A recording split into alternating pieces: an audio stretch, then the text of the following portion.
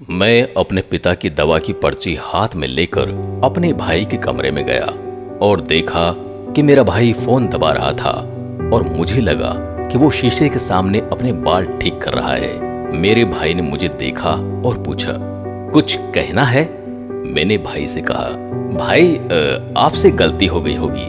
Doctor ने पिता को मैक्स प्रो गैस्ट्रिक दवा लेने को कहा, लेकिन आप दूसरी दवा लेकर आ गए। भाई बोला, मैं जानबूझकर ये सस्ती दवा लाया हूँ। दोनों दवाइयाँ एक ही तरह से काम करती है। ओमिप्राजोल की कीमत काफी कम है। तभी भाभी ने बगल से कहा, कभी कभी कम महंगी दवा भी अच्छा काम करती है। मैंने ये सुना और मैं कमरे से बाहर चला गया। मैं पापा के कमरे में गया। मैं गया और अपने पिता को अखबार पढ़ते हुए देखा। मैं जाकर पापा के पास बैठ गया।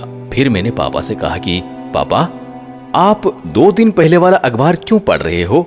आज वाला पढ़िए ना। पापा कुछ नहीं बोले। मैं समझा घर में दम घुट रहा था, तो मैं थोड़ा बाहर चला गया। मैं गेट के बाहर आया और देखा कि अखबार वाला लड़का बिना अखबार दिए ही हमारे घर के बाहर से निकल रहा है। मैंने उसे फोन किया और पूछा कि आप हमारे घर बिना अखबार दिए जा रहे हैं? लड़के ने मुझसे कहा, उन्होंने आपके घर में केवल शुक्रवार को अखबार देने को कहा है।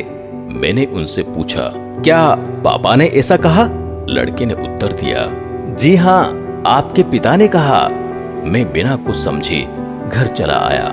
मैं घर गया। मैं अपने पिता के पास बैठ गया। मैंने पिताजी से पूछा, पिताजी, क्या आपने न्यूज़पेपर बॉय को केवल शुक्रवार को ही अखबार देने के लिए कहा था? पिताजी ने कहा, हाँ, तुमने सही सुना। दिन और सप्ताह की सभी खबरें शुक्रवार को छपती है। बेवजह पैसे बर्बाद करने का कोई मतलब नहीं है। रात को हम सब एक साथ खाना खाने बैठे। खाने पीने के बाद सभी लोग कुर्सी पर बैठे हैं। तभी बड़े भाई ने कहा, पिताजी, यदि आप बुरा न माने तो मैं कुछ कहूँ? पापा ने कहा, ठीक है, कहो। पापा, दरअसल हमारा कमरा बहुत छोटा हो गया है। टीना और मुझे इस छोटे से कमरे में एक साथ रहने में कठिनाई हो रही है। आपको तो अकेले ही रहना है। आपको बड़े कमरे की भी जरूरत नहीं है। तो अगर आपको कोई आपत्ति ना हो तो आप हमारे कमरे में रहें और हम आपके कमरे में रहें।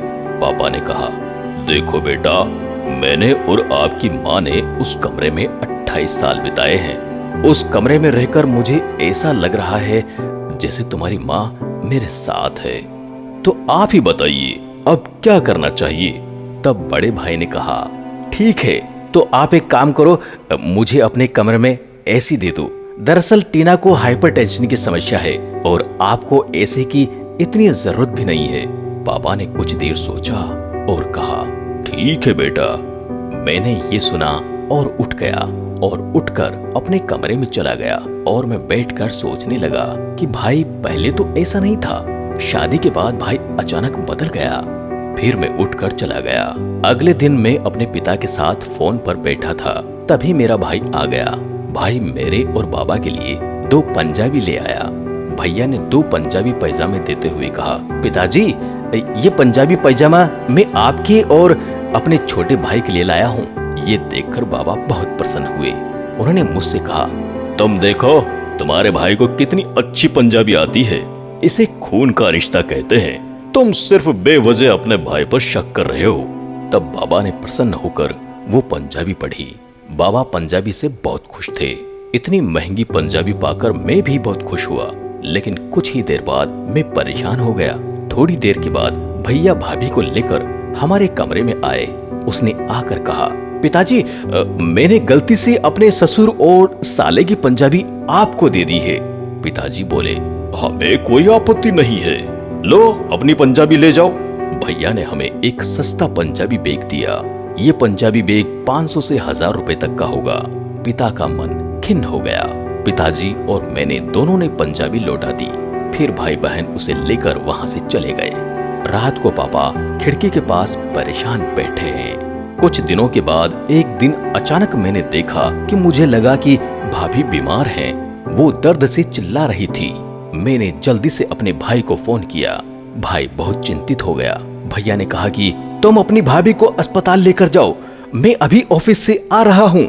मैंने अपने भाई से पूछा, भाई क्या मुझे सरकारी अस्पताल जाना चाहिए या प्राइवेट? भैया बोले, सरकारी अस्पताल में इलाज बहुत अच्छा नहीं है, तुम्हें उन्हें किसी प्राइवेट हॉस्पिटल में ले जाना चाहिए। मैं बिना देर किए भाभी को अस्पताल ले गया।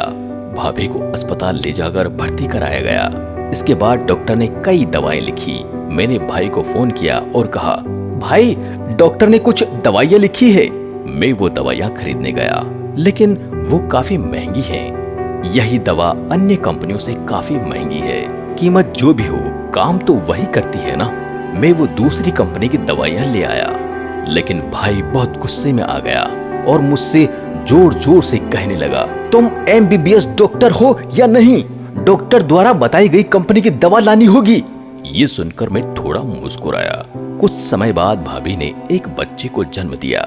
भैया अपने बच्चे को हाथ में लेकर भाभी के पास आए। वो काफी खुश हैं। उनका एक बेटा हुआ है। वो अपने बच्चे को सहलाने लगे। थोड़ी देर के बाद मैं वहां आ गया और मैंने भाई से कहा, माँ बाप पैसों के बारे में न सोचकर अपने बच्चों के लिए सब कुछ खर्च कर देते हैं। कोई भी पिता अपने बच्चों के लिए कंजूस नहीं होता। उसने वो सब कुछ दे दिया जो उसके पास था, लेकिन जब वो बच्चा बड़ा हो जाता है तो अपने पिता के साथ दुर्व्यवहार क्यों करता है? क्या आप जानते हैं भाई ऐसा क्यों? मैं भाभी को दोष नहीं देता। मुझे लगता है ये किसी और का खून है, लेकिन तुम दूसरों के खून नहीं हो, आप हमारे खून हो। आप अपने पिता के प्रति क्रूर कैसे हो सकते हो? जैसे आज आप अपने बच्चे के लिए संघर्ष कर रहे थे ना, हमारे पिताजी भी बिल्कुल उसी तरह हमारे लिए संघर्ष कर रहे थे। पापा को सस्ती दवा कैसे मिलेगी? पापा के कमरे में से एसी कैसे ले सकते हो? आप पिता के शरीर से पंजाबी को कैसे हटा सकते हो? फिर मैंने भाई के कंधे पर हाथ रखकर कहा, भाई याद रखना कि तुमने भी एक बेटे को जन्म दिया है। ये घटना आपके साथ भी घट सकती है। मेरी ये बात सुनकर भाई ने अपना सिर नीचे कर लिया।